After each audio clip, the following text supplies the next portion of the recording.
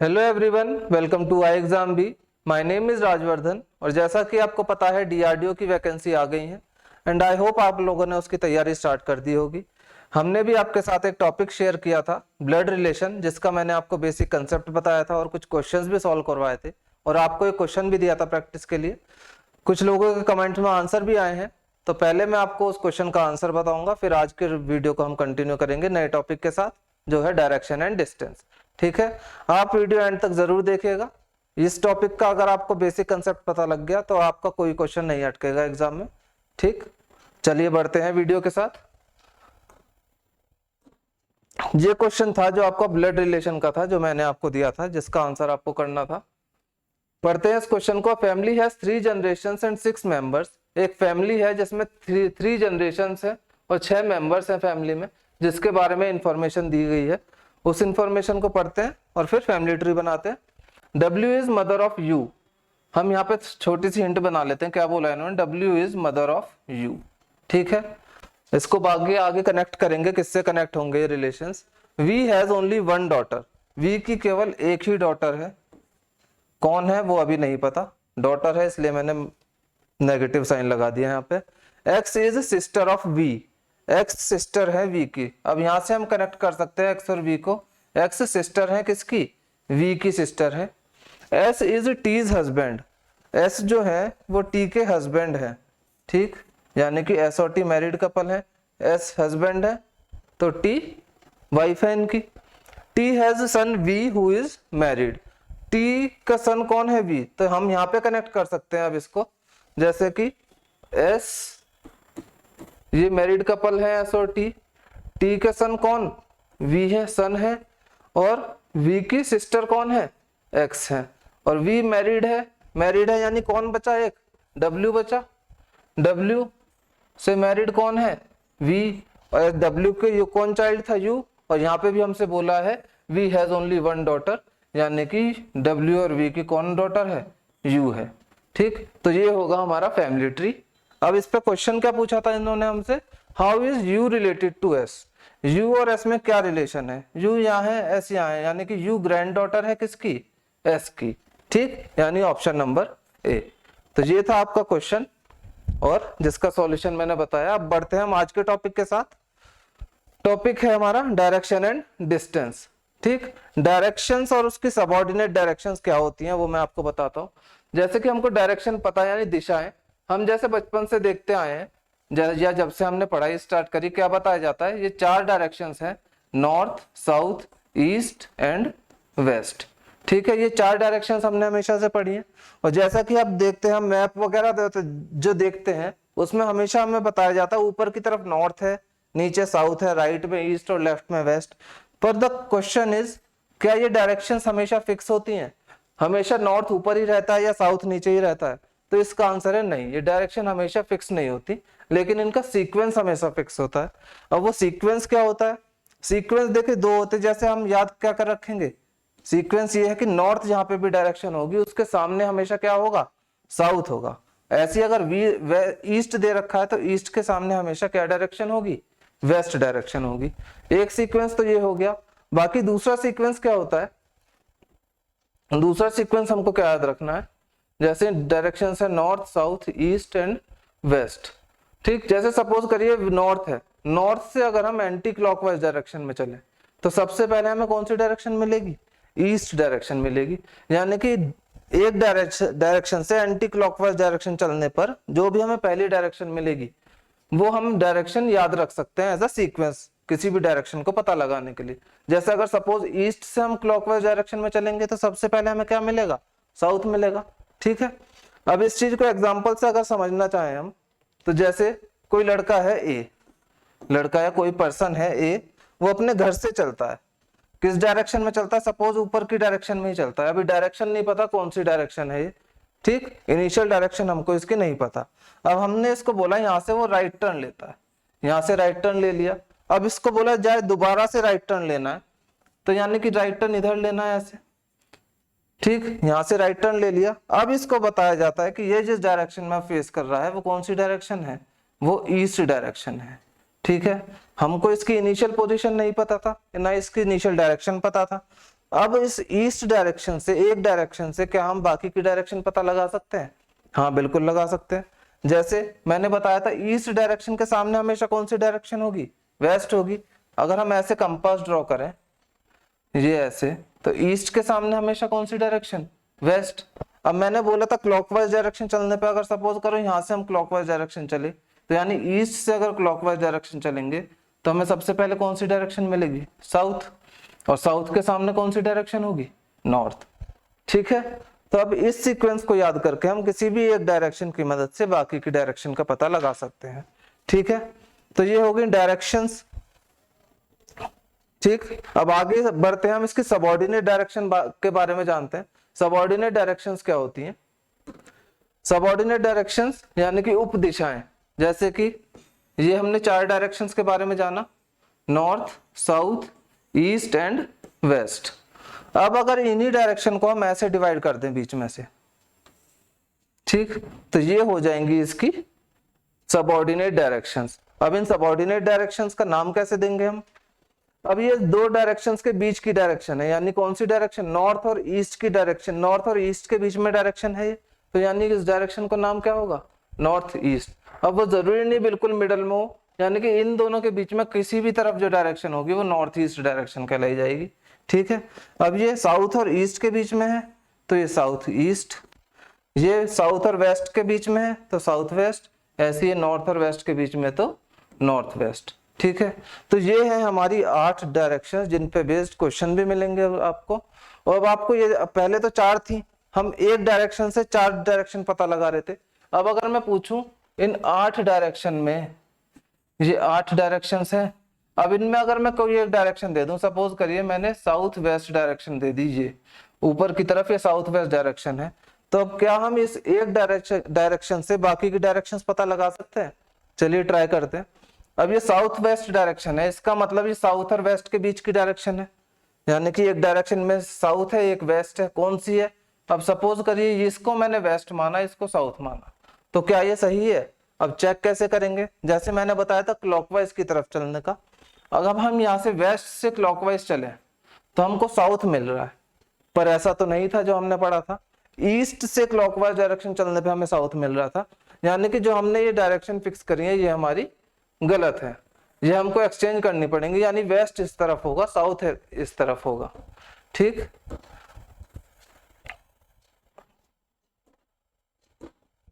यानी कि साउथ इस तरफ होगा, वेस्ट इस तरफ होगा। अब इसको कैसे चेक करेंगे? मैं हमने बोला था किसी एक डायरेक्शन से क्लॉकवाइज डायरेक्शन चलने पे साउथ आता है, तो वो कौन सी डायरेक्शन से चलने पे आता है?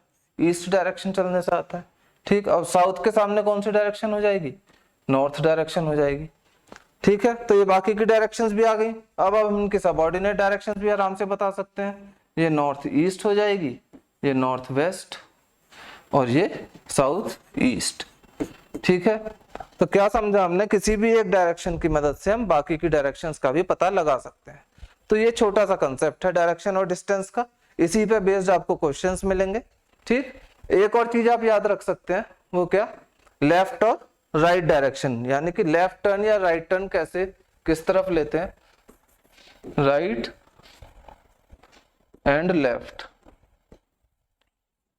ठीक, अब जैसे हमने कोई सपोज कीजिए नॉर्थ की तरफ फेस कर रहा है, तो नॉर्थ की तरफ फेस करने में राइट लेफ्ट टर्न होने में कोई मुश्किल नहीं, क्योंकि हम इससे खुद से सपोज कर लेते हैं, यानी कि जो हमारा लेफ्ट होगा वो ही इसका लेफ्ट होगा और जो हमारा राइट होगा वो ही इसका राइट होगा।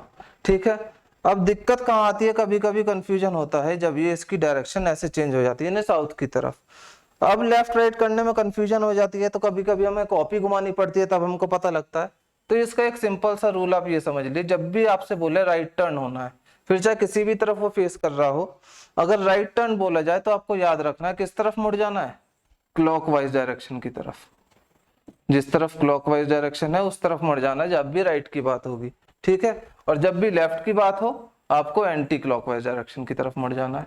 ठीक है, जैसे कि ये साउथ की तरफ फेस कर रहा है, अब इसको बोला जाए लेफ्ट टर्न करना है, लेफ्ट यानी एंटी क्लॉकवाइज डायरेक्शन ये होगी हमारी, तो यानी इस तरफ ये मुड़ जाएगा, लेफ्ट टर्न लेफ्ट इसका हो जाएगा ये।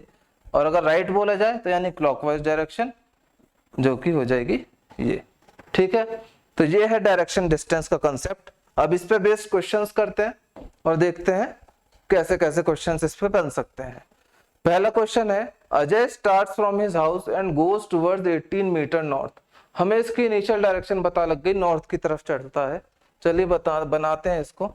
ये अजय का घर है, ठीक। यहाँ से वो 18 मीटर नॉर्थ की तरफ चलता है। कितना? 18 meter north. Then he turns right, यहाँ से वो राइट टर्न लेता है और कितना चलता है? 28 मीटर, ठीक। यहाँ से राइट टर्न लेने के बाद वो कितना चला? 28 मीटर। आगे क्या है? Then he again turns right and walk 28 metre.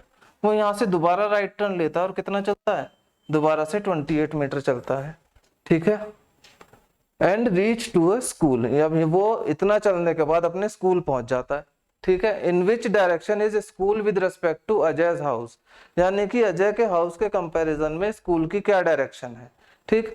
जैसे डायरेक्शन हमने क्या है? नॉर्थ साउथ है, नॉर्थ की तरफ से स्टार्ट किया था।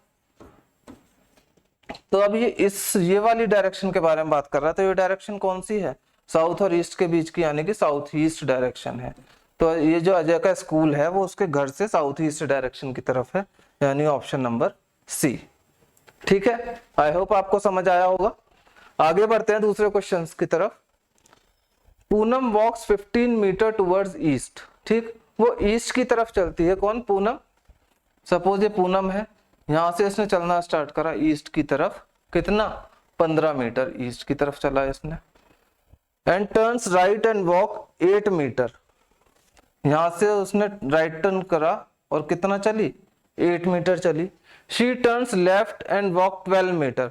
अब देखिए नीचे की तरफ फेसिंग है और इसको लेफ्ट टर्न करना है, यानी कि एंटी क्लॉकवाइज डायरेक्शन की तरफ करना है टर्न। और कितना चलना है इसको? 12 मीटर, ठीक।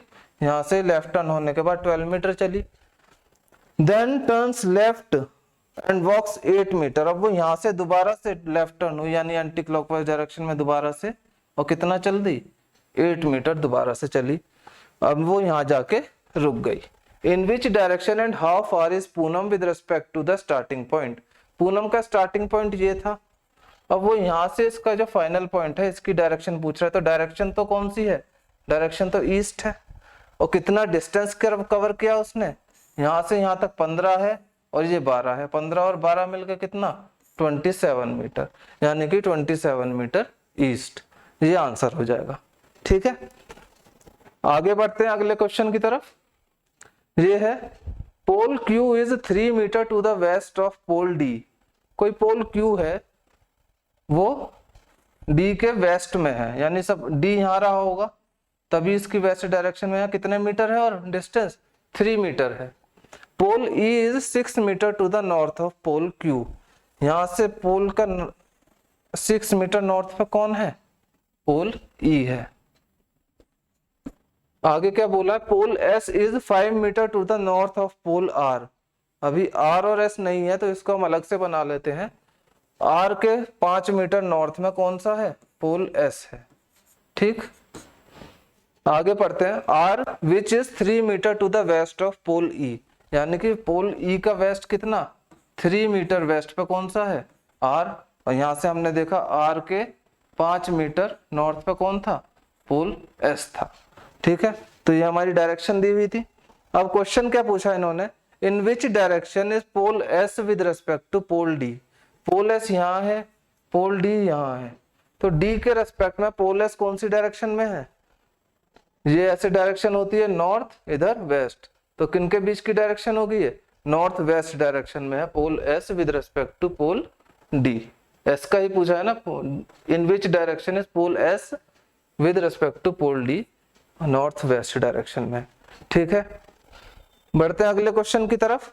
Vipin put his time piece on the table. Time piece यानी कि ये घड़ी की बात हो रही है, ये क्लॉक है, टेबल क्लॉक या फिर अपनी वॉच, कैसे भी। In such a way that at 3 AM hour hand points towards south.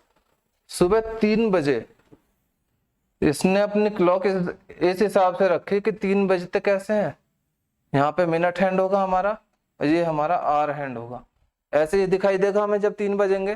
तो ये जो हमारी आर हैंड है ये किस तरफ है? ये साउथ डायरेक्शन की तरफ है, ठीक है। यानी कि ये वाली डायरेक्शन क्या बता दी हमें? साउथ है। In which direction the minute hand will point at 12:20 PM।